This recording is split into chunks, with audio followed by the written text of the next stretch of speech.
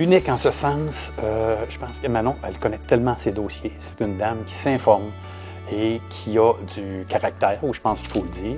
Elle a du caractère et je pense que ça l'a mené loin.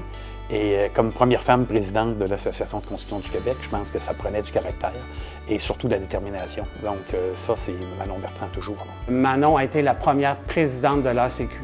Une présidente, une femme dans un milieu d'hommes. Manon a contribué à l'avancement des femmes dans la construction et l'exemple parfait, c'est la parité sur notre conseil d'administration qu'on a aujourd'hui. Je pense que Manon en a une grande part de cette chose-là.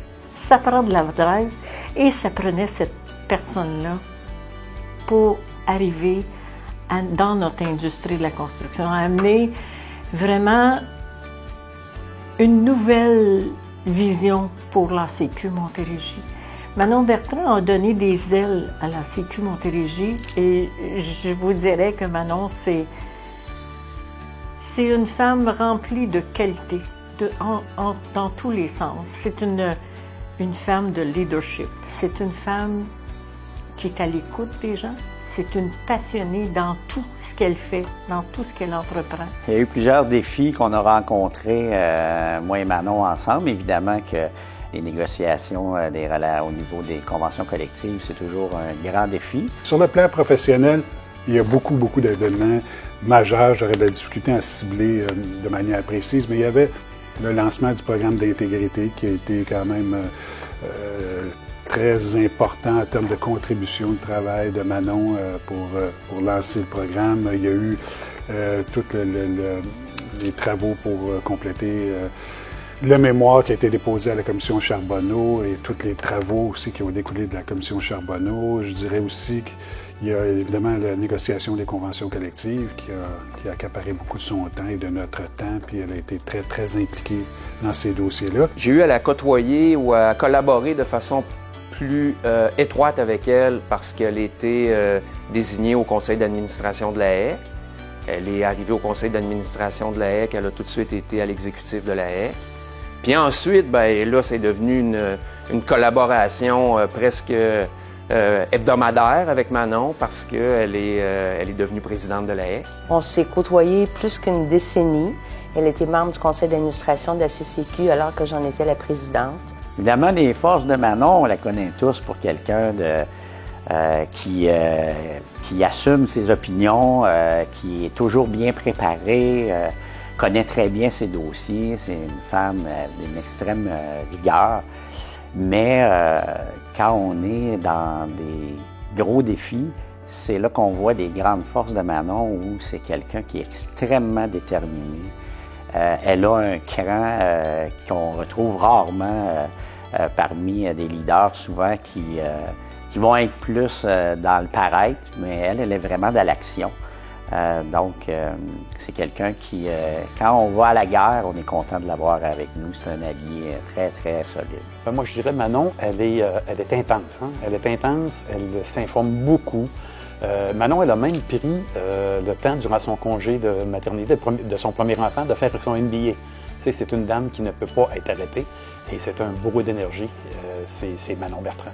Je pense que pour ma mère, il n'y a pas de petit dossier. Je pense qu'elle arrive autant préparée, avec autant de fougue, que ce soit pour une petite soumission d'une municipalité au nord de l'Abitibi qui fait une bordure par année, que ce soit pour une grosse soumission d'une autoroute en Ontario. Elle arrive tout le temps autant en maîtrise de son dossier, toujours prête à débattre ses points. Bien, Manon a toujours dérivé. Elle est encore capable de dériver. Une des qualités que j'adore de Manon, elle ne parle pas pour rien dire. Manon, elle est pertinente. Puis elle a aussi ce talent de dire des choses des fois difficiles. L'éléphant dans la pièce, là, Manon est capable de le démasquer. Bien, la première chose qui m'a toujours étonné, c'est sa grande disponibilité. Pour un directeur général comme moi, d'avoir une... Là, je parle des moments où elle était plus présidente de la HEC. Là. Pour un directeur général, d'avoir quelqu'un qui nous répond, écoutez, les retours d'appel, c'est dans l'heure qui suit quand c'est pas directement. C'est une femme extrêmement occupée. Alors, pour quelqu'un qui occupe un poste comme le mien, c'est vraiment remarquable. Le prix René Lafontaine est la plus grande distinction remise à l'ACQ et Manon le mérite pleinement. Félicitations. Manon, c'est fantastique que tes pères saluent ton travail, ton leadership, ta persévérance. Tu es une femme d'affaires aussi dans un domaine non traditionnel, exceptionnel, qui a été inspirante pour plusieurs d'entre nous. Alors vraiment, comme mon père disait, chacun reçoit ce qu'il mérite, tu le mérites, goûte à ce moment. Bien, je pense félicitations, c'est une belle hommage à sa belle carrière je pense pas qu'il n'est pas terminé. Je pense que ma mère elle va continuer à s'impliquer encore plus, je crois. Je suis très fier de ma fille, puis je suis très fier de mes petits-enfants.